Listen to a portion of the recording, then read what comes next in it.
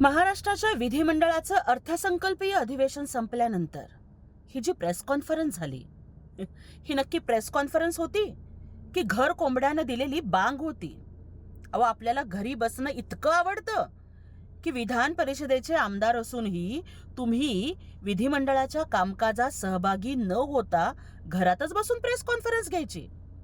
आजची ही press conference होती का घर कोंबड्यानं दिलेली बांग होती?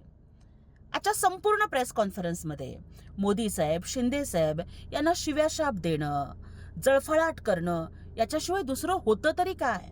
आणि म्हणून तुम्हाला एवढंच सांगायचं आहे कि बदनामी करने का हक है तुम्हें, बदनामी करने का हक है तुम्हें, क्योंकि बराबरी करने की औकात नहीं है तुम्हारी.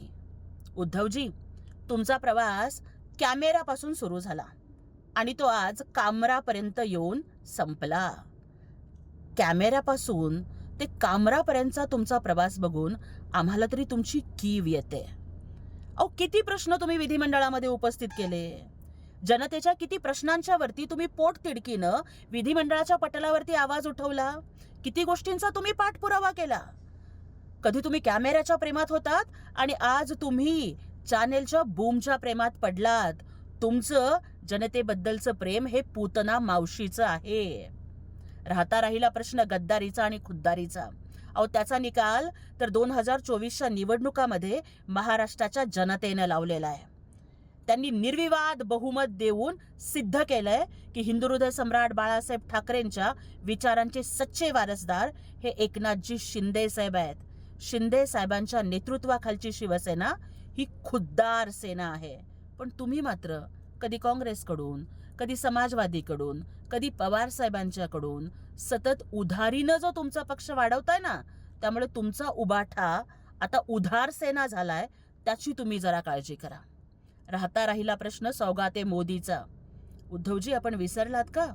हिंदुहृदय सम्राट बाळासाहेब ठाकरेंनी नेहमी देशभक्त मुस्लिमांना सोबतच घेतलेलं होतं.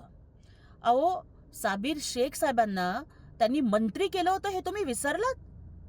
आणि तुम्ही मात्र वोट बँकेच्या राजकारणासाठी पाकिस्तानचे झेंडे हे तुमच्या रॅल्यांमध्ये नाचवले. त्या कुठल्या मूसाला तुम्ही मुंबई बॉम्बस्फोटातल्या त्या आरोपीला तुमच्या प्रचार सभांच्या मध्ये सहभागी करून घेतलं. याकूब मेमनच्या कबरीचं तुम्ही सुशोभीकरण केलं. अहो, तुम्हाला हिंदुत्वावर बोलायचा अधिकार आहे. तुम्ही हिंदुत्वाची अजिबात काळजी करू नका. हिंदुत्वाचा मळवट हा मोदी साहेब आणि शिंदे साहेब यांच्या नेतृत्वाखाली बळकटच होणार आहे. परंतु तुमच्या पक्षाला लाचार विचारांची जी कळकट जळमट लागलेली आहेत ना, त्याचं तुम्ही काय करणार आहात याचं कधीतरी आत्मपरीक्षण करा. एबीपी माझा, उघडा डोळे बघा नीट.